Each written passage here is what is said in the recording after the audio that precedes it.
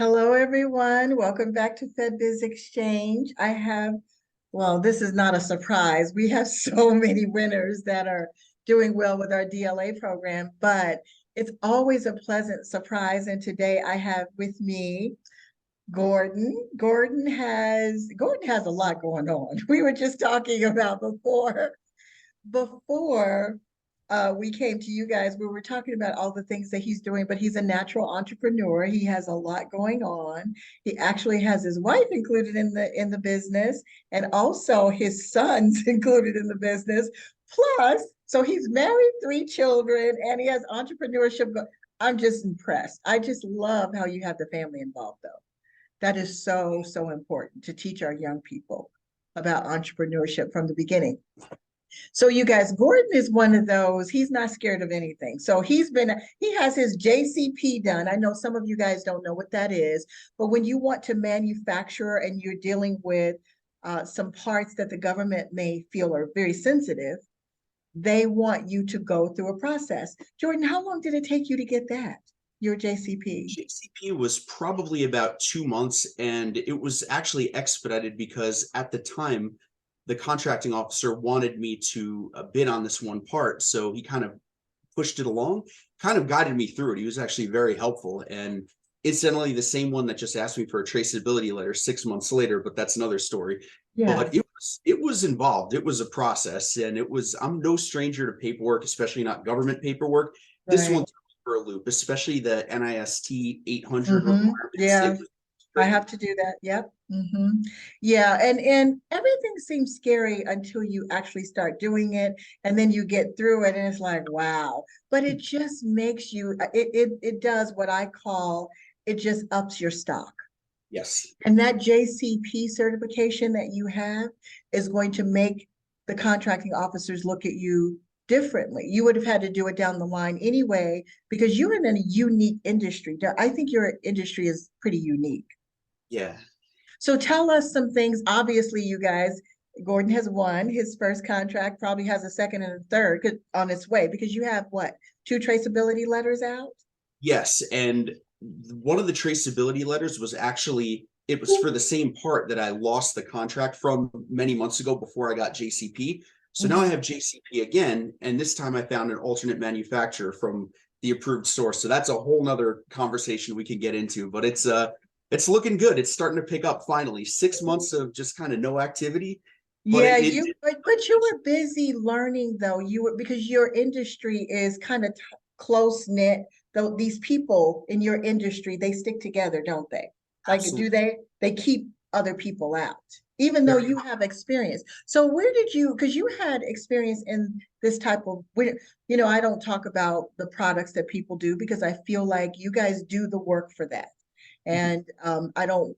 Everybody needs to do their own work. Everybody needs to find their own niche. So did you take the business you were already in and apply it to DLA? Absolutely. It's actually the same products, and some of them we're actually selling to directly outside of DLA. They're actually contract winners outside of DLA that my company is working with. So we just kind of learned the whole DLA system.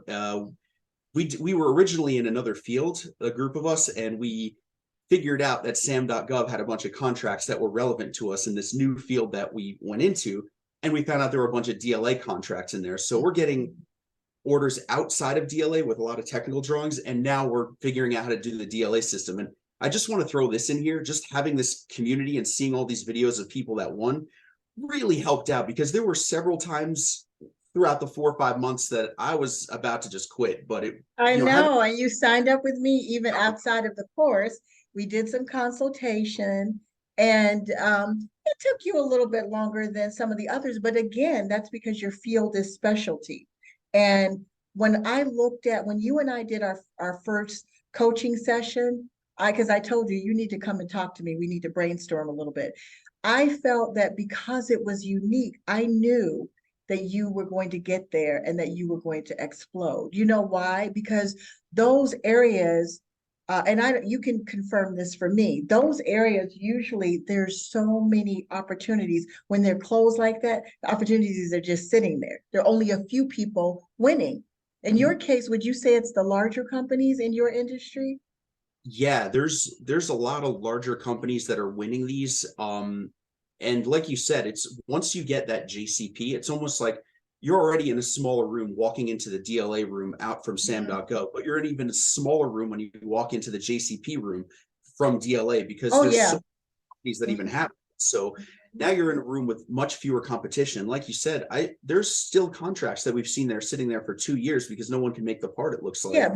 but yet you have these haters and blockers, as some of them call the old Yep. heads, that do Yep. not want to work with you, or they don't want to let you in, but they don't even know what's out there or don't care.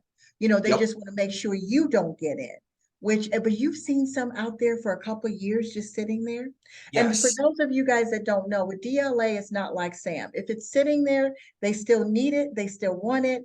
And actually, a lot of my winners, I would say at least five, they won by no bid opportunities just sitting there. That was the first one I won. It was sitting there for about a year and a half, and Mhm. I actually found the NSN just by Googling it, which is kind of a weird off approach. It wasn't an approved supplier. This is probably why it took so long. Mhm. It was not in the approved supplier system, so I submitted an alternate bid, and then in that box where they ask you about when you're a dealer who your manufacturer is, I had to write in manually where the distributor was from. So I just found the part on Google just by typing the NSN into Google, which is super rare. Yeah.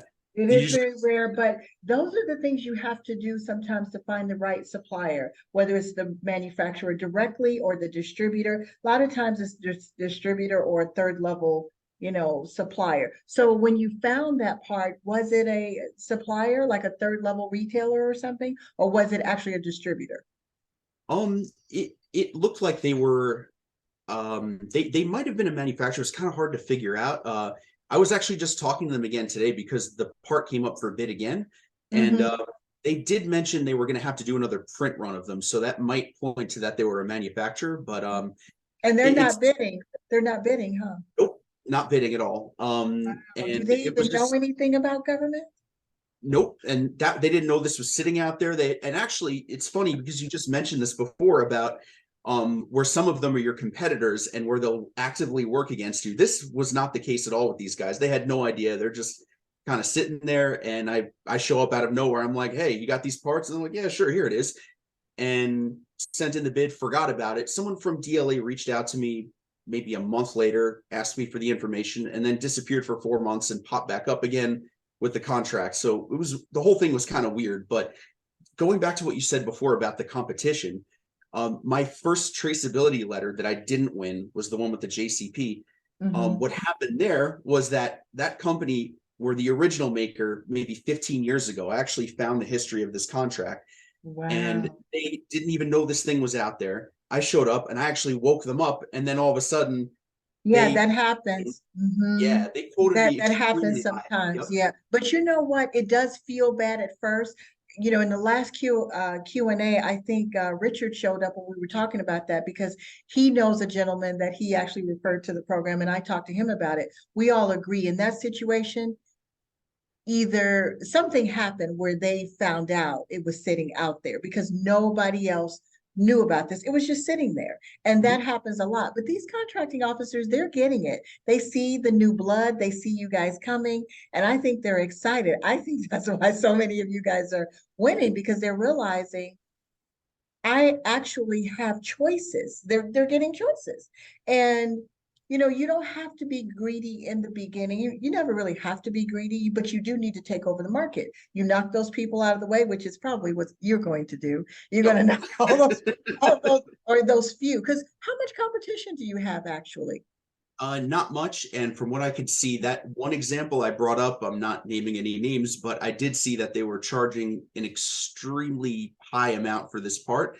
And I know this from my outside work that they were overcharging. So I found another JCP manufacturer. They came in with a very reasonable price, and looks like we're about to knock them out of the box, but we'll see. So this was the one that originally got in our way on the first contract. So Really? So this we're is getting the it back. one, yeah, wow, that you lost to the first time. Yes.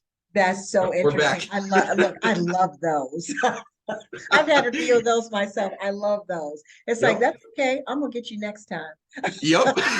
It's like I'm right But back in it. enjoy this one because next time, and you sometimes have to come in where you see that they are gouging the government and you still make a profit, but you don't have to be overly greedy. You just make sure that you're getting that door open now that you have that door open. So how many bids do you have in the vault?